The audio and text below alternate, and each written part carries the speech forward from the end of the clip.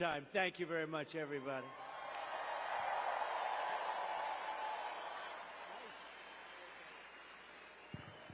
That song gets me fired up every It's time. so great. Lee Greenwood is so great. Great guy, too. Well, thank you, Mr. President. Thank you. This is a very special evening for us all to have a conversation about some of the real issues that are facing Americans across the country and that don't get talked about often enough. And I want to start with one that's very personal to me, hard to talk about sometimes. This is only the second time I've spoken about it publicly, but my husband and I were married almost 10 years ago. We wanted to start a family. We were very excited about it. Unfortunately, it was very difficult. We were not successful in trying to get pregnant. For us, IVF seemed to be the only option and the last resort. As you know, it's a pretty difficult process. It's very, very expensive.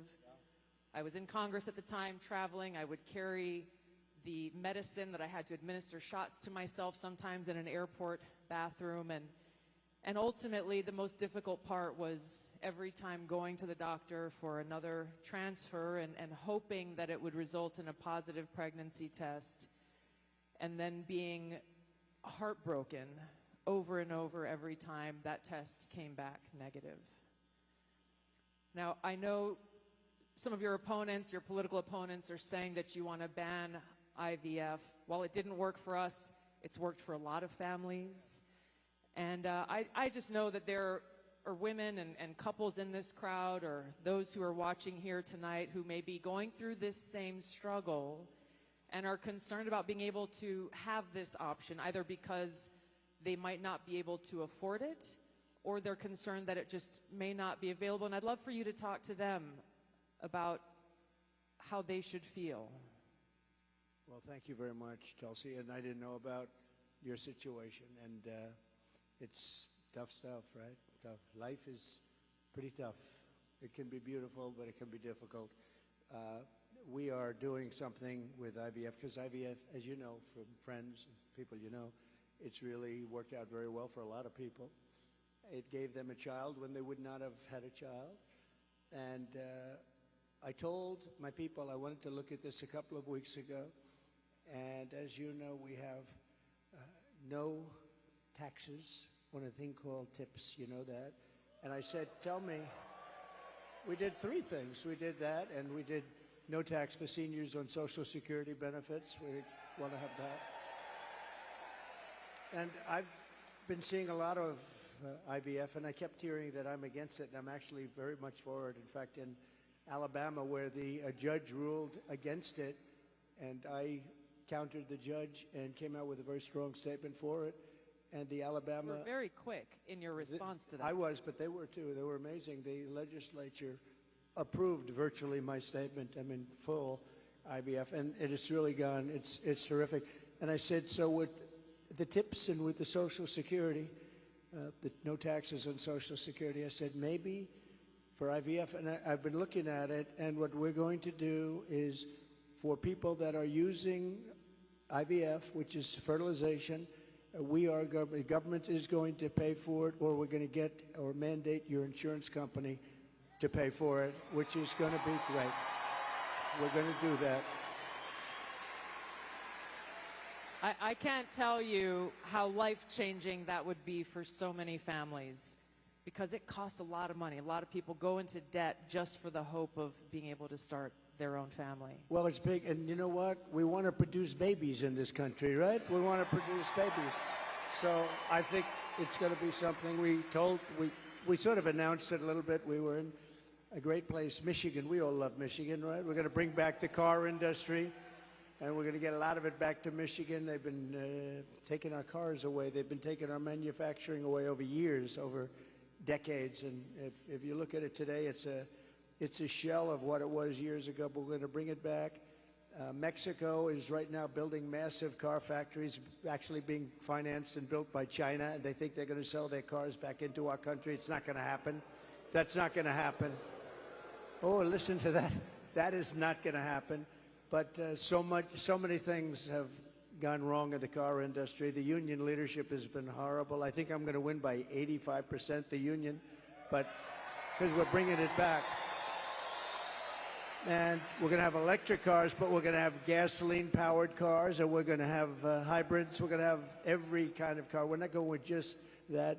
But I just felt that it would be a good place to announce it, and we did sort of the announcement there a little bit, and now we do the big announcement tonight in front of all of these television stations, all of the fake news, you know, the fake, they're all over the place. They're all over the place. I don't know what's going on. We don't even know, I was saying, because we're doing this, and I finished, and I figured I was going to come here, and we were going to make a speech. I had a speech all set for you. I was ready. They said, sir, you're actually doing a town hall. I said, oh, nobody told me that. I said, who's doing it? They said, Tulsi. I said, well, that's at least good news. I've been a fan of hers for a long time, I have to tell you. So I didn't even know. I'm in the plane, and I'm looking over some material, and we're going to give you a hell of a speech tonight. We were set to give you one hell of a speech. They said, no, sir, it's a town hall. I said, why doesn't somebody tell me this stuff? And I don't even have any idea who we're doing it for. I don't know. Is it for a network or what? I see a lot of television all over the place, so maybe it's on all of them. But I did get to see the strangest thing today. I looked at the news conference of Kamala. I call her Comrade Kamala.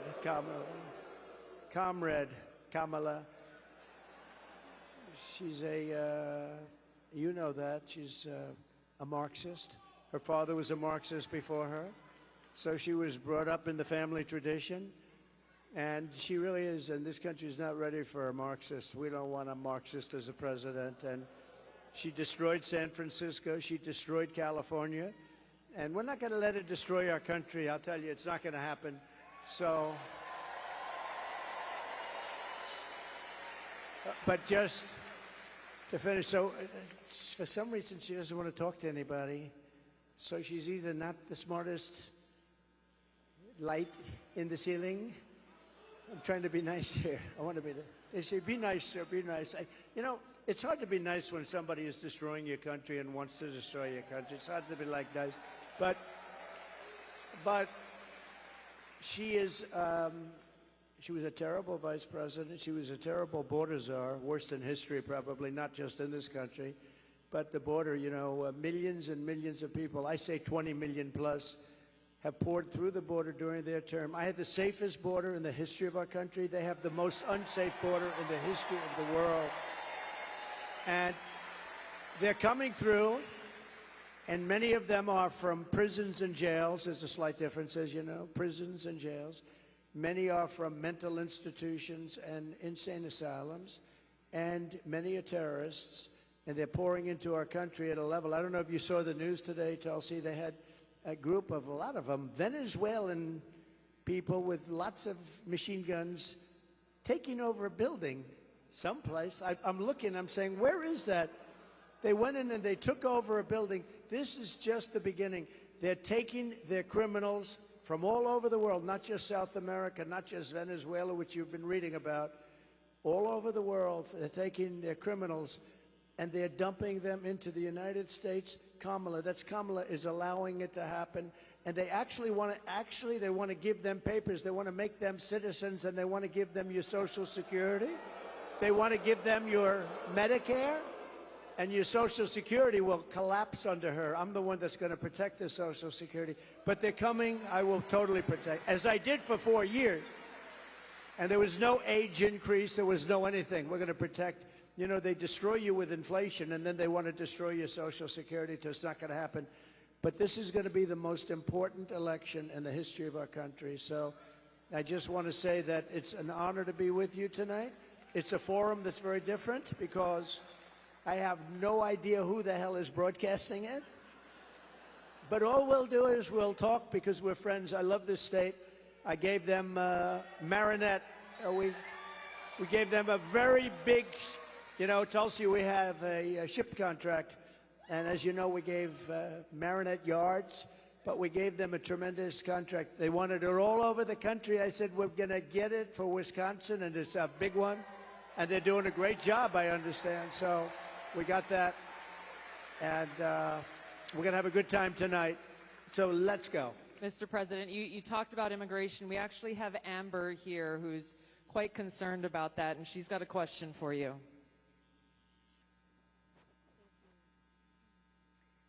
Mr. President, hello. My name is Amber, and I'm from Cameron, Wisconsin. I have 3 beautiful children, and I'm torn on who to support. My youngest daughter is here tonight. My oldest son is 18, and he just started trade school this week. Very proud of him. My concern is that illegal immigration is threatening opportunities for my children. I worry that it's taking away jobs from Americans. I'm wondering, what will you do about that? All right, well, it's great. I think I'll stand up and... Do you mind if I turn around? Thank you, Amber, very much. And you're right. I'll tell you, we have the people that I'm talking about.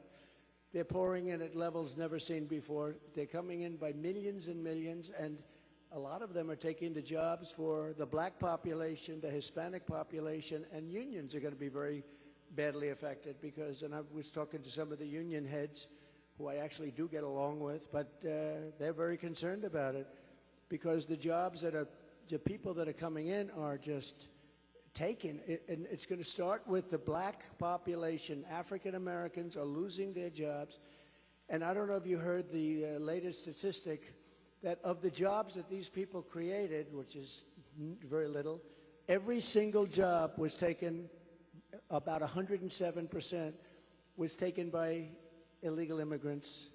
There's been no job creation from them. The jobs were filled by illegal immigrants. With all of that being said, I want to give you a very positive answer. We're going to win this election.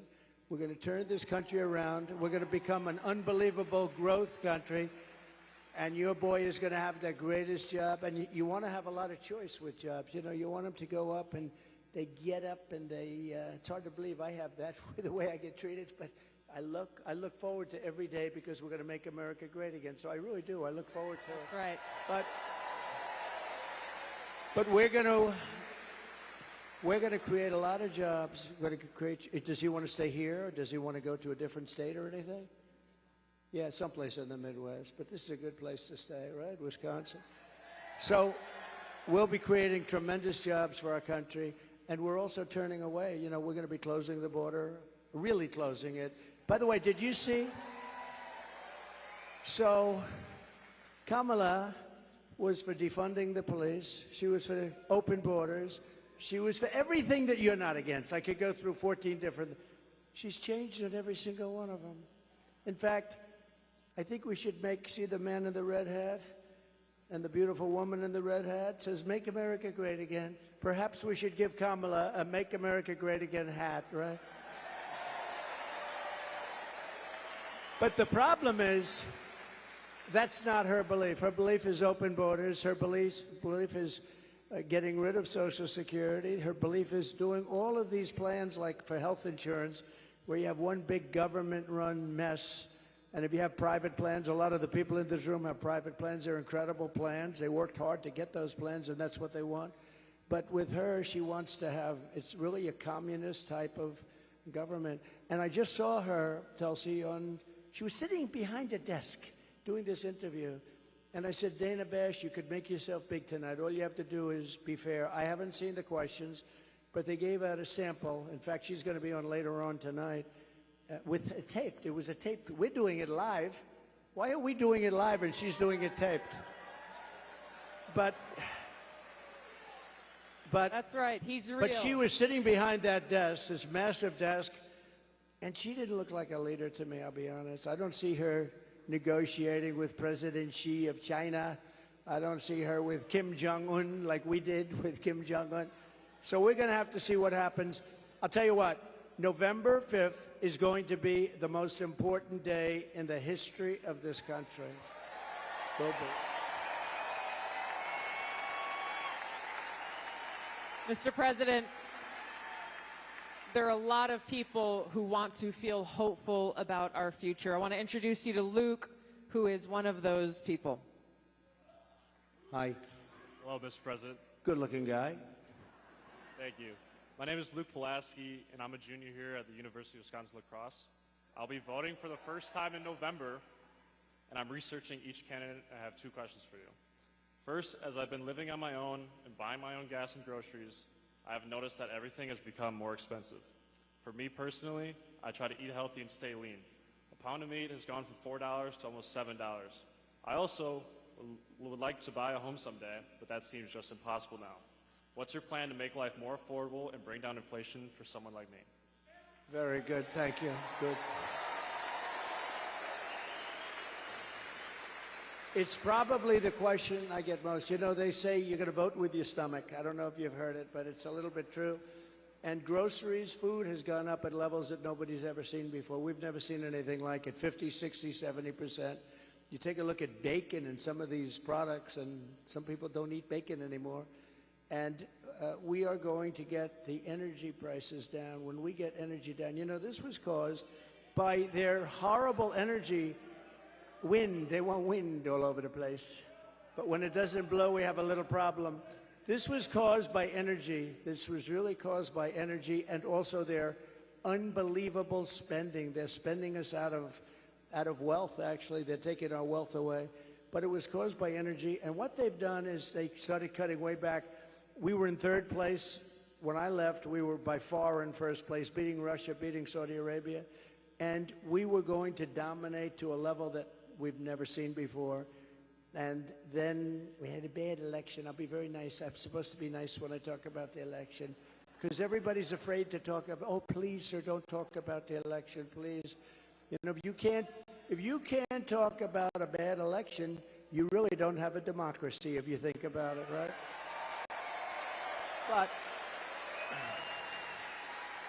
But what they did, Tulsi, is they took back the oil production.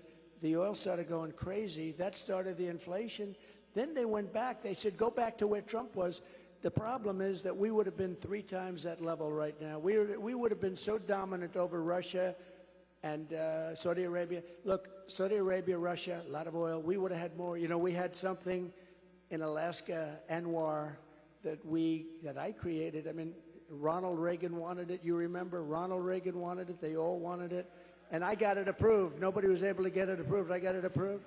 And the first week in office, they turned it back. They said, no, it's the biggest site possibly in the world. Could be bigger than Saudi Arabia. Well, we're going to start that up. We're going to become the energy capital of the world. We're going to pay down our debt, and we're going to reduce your taxes still further. And your groceries are going to come tumbling down, and your interest rates are going to be tumbling down. And then you're going to go out, you're going to buy a beautiful house, okay? You're going to buy a beautiful house. That's called the American dream. The American dream. Thank you. Mr. President, I want to ask you a question about national security, but first I think it's important to point out what Luke is talking about, the cost of groceries, the cost of gas, the cost of housing, mortgages, rent, everything has gone up. Kamala Harris's plan that she's announced is government price controls. And I think it's important to touch on, you just laid out your plan. What's going to happen if Kamala Harris institutes price controls? So that's a communist plan. It's never worked. And it's been tried by others. Believe it or not, Richard Nixon tried it. A lot of people tried it. It's been tried many times, and it always leads to the same failure. Tremendous inflation, lack of product. You don't have anything. The stores are not stocked. It has never worked. It's called control. They want control. And, you know, it's been so often. And everybody that comes in, they say it. It sort of sounds great. We're going to go price control. Actually, when she announced it, she got absolutely slaughtered by even Democrats because it doesn't work. It's a known loser. So now she doesn't talk about it. Do you notice she doesn't talk about climate change anymore? She's not talking about it. You know why? Because people don't want to hear it. They want to live a good life. They want to live a life. They don't want to stop your industry with climate change. They used to call it different things. Global warming, remember? That wasn't working because it was getting a little bit cooler, so they said, what are we going to do? We'll call it global cooling? No. So they came up with the words climate change, because that takes care of everything. Climate change. The climate's changing, but according to them, we're all going to be gone in about, what do we have, 3 years left? They had 12 years, remember? So in about 3 years, let me tell you, we do have a problem, though. It's climate change, but a different kind of climate change. It's called nuclear global warming. We can say that's global warming. And if we don't have a smart president, you know, you have 5 nations now with pretty massive nuclear power. Some have very massive, including us and Russia. China's behind, way behind, but within 4 or 5 years, they'll catch up. And we don't want them to catch up. Look, the biggest problem, in my opinion, the biggest problem our country has, the biggest problem the world has, is nuclear weapons. They are a destructive force, the likes of which nobody has ever seen before. And we have to make sure they're never used. We have to make sure it's not going to happen. You're exactly right. You brought up Ronald Reagan already. Ronald Reagan famously said, a nuclear war can never be won and should never be fought. And I think it's interesting you talked about climate change, Mr. President. The Democrats and Kamala Harris, they were quick to talk about how climate change is an existential threat.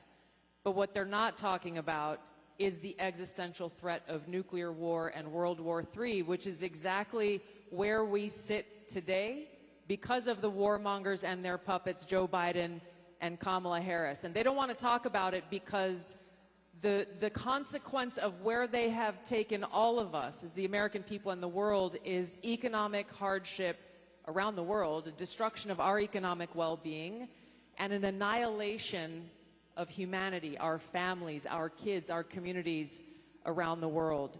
There was a recent poll that YouGov did that pointed out over 60% of Americans feel that World War III and nuclear war is going to happen within 5 to 10 years.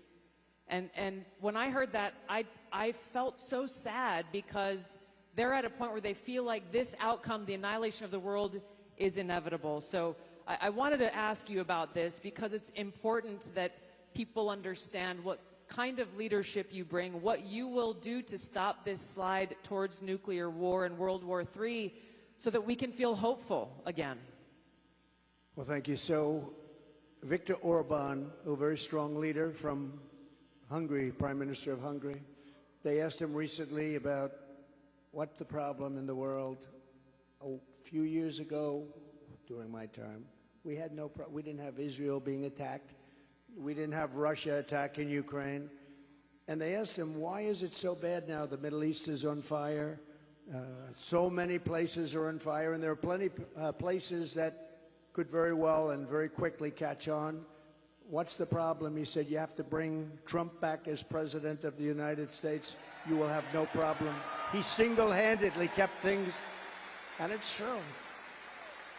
And I could do it with telephone calls by being smart. But literally, he said, you have to bring Trump back. Now, he used a term I wouldn't use. He said everybody was afraid of Trump. You know who was afraid of Trump? They said China was afraid of Trump. Russia was afraid of Trump. They were all, and I don't want to say that. I will say this. They respected me and they respected our nation. They don't respect our nation anymore. They don't respect our nation anymore. Think of it. What would the world be like if Russia didn't do what they did, and they would have never done it? I used to speak to Putin about it. I had a very good relationship. No chance. You know what happened, I think, Afghanistan, when he saw the horrible leadership that we displayed in Afghanistan, I think he said, wow, this is a time to go in, because I wasn't there. He would have never done it if I was president, and Israel would have never been attacked. Think of it. What would this world be like? You wouldn't have had that disaster. And it wasn't leaving Afghanistan. And they should have kept Bagram. That's a big air base. It's 1 hour away from where China makes its nuclear weapons. They didn't keep it. You know who occupies it now, Tulsi? China occupies it. So we have, if you have the right president, and we don't right now, do we even have a president? He just came in. Think of it. He just came in from wherever the hell he went. You know, there was a coup. He just doesn't know it yet. but there was a coup. How about that? He got 14. I'm not a fan of his. He was the worst president. But, You're not? but think of this. He got 14 million votes. She was the first one to leave, you know. Kamala was the first one to quit. She never made it to the first state in the primaries, which was Iowa. Never even came close. Other people did, but she never even came close.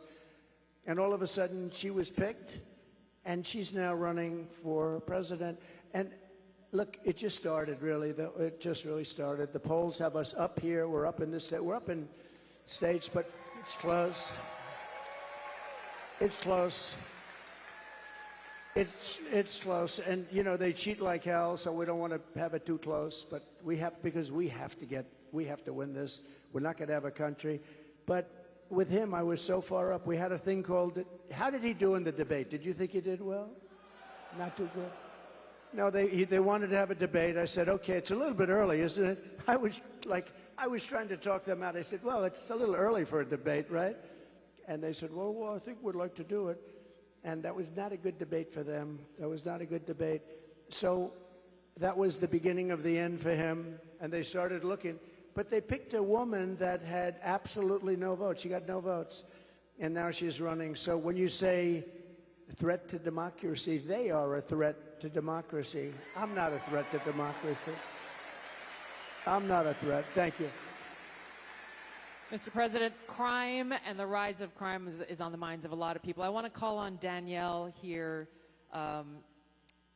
who has a question for you. Hi, Danielle.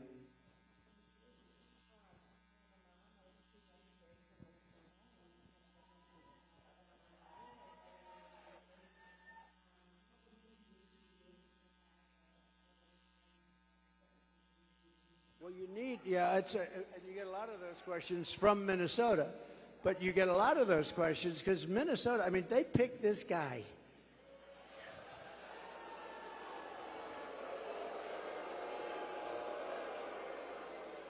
He is weird. Right? He's weird. I'm not weird. He's weird.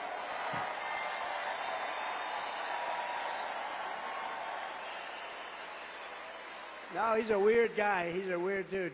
You know, see, they come up with sound bites. They always have sound bites.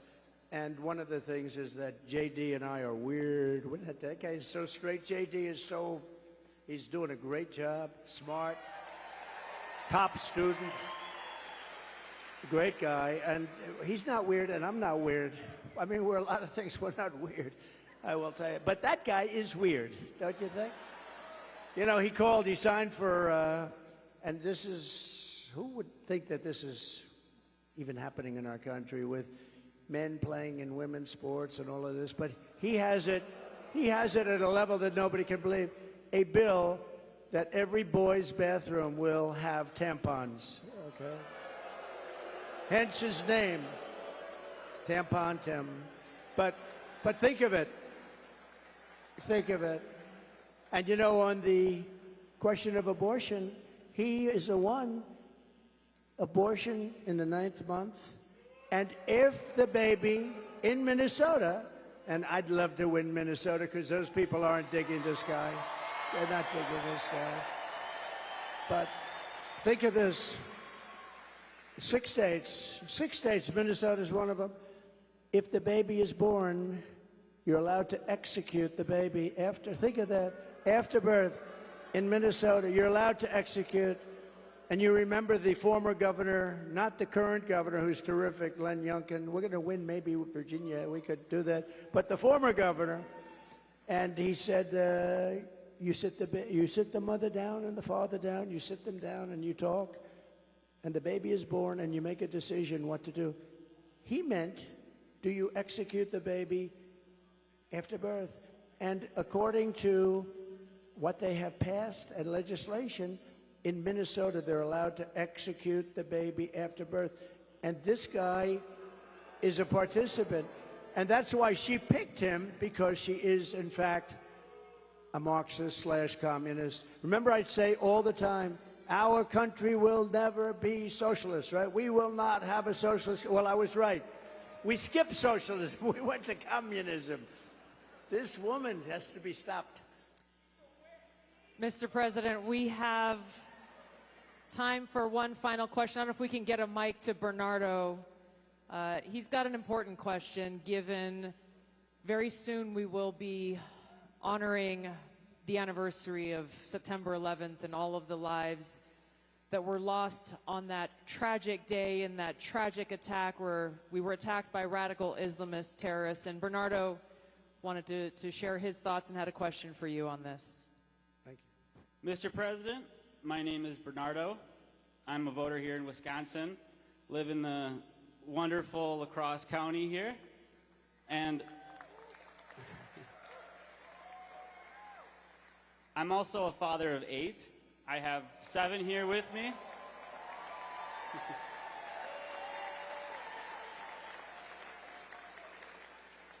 And it's the anniversary of 9/11 is coming up. I'm concerned that we're more vulnerable now than ever. And we have a Democrat nominee who doesn't even want to say the words, says we shouldn't say the words, radical Islamic terror. How are we going to protect America from a terrorist attack? First of all, it's a great question. And, you know, we have radical Islamists pouring into our country along with everybody else right now. They're coming in at levels that nobody's ever seen before. We kept them out. We had 1 year where Border Patrol put down, it was, I believe, 2019, where they, and I don't believe this, I don't believe it's right, but I'll take it. They said 0 came in 20, that was my term, 0. Now we have thousands. I'd like to say that was true. It's probably not, because I can't imagine that. But we were very tough on that. Now they have thousands and thousands coming in, along with the prisoners and along with the crime. And remember, a lot of these countries like Venezuela, their crime is way down because they've moved their criminals into our country. It's not even believable. But your question on Islamists and all of the jihad and all of the things that they talk about, they have to respect your country. They have to respect your leader. You know, I had no radical Islam crime for 4 years, and I didn't want to talk about it. I talked about it after, but I didn't want to talk about it during. I don't want to say like, I had absolutely, and the next day you get hit. But we had none, 4 years of it, because they respected your president, they respected your country, and we have to bring back that level of respect, and we're going to do it. We're going to do it. And we're not letting the wrong people into our country. Okay, thank you very much. Great question. Thank you, Mr. President. I know you have run out of time here, but thank you for having this conversation with the people of Wisconsin and people across the country who are watching and concerned about these very same issues. Thank you, Mr. President. Thank you everyone much. for being here. Thank you, everybody. Vote. Vote. Thank you, everybody, very much.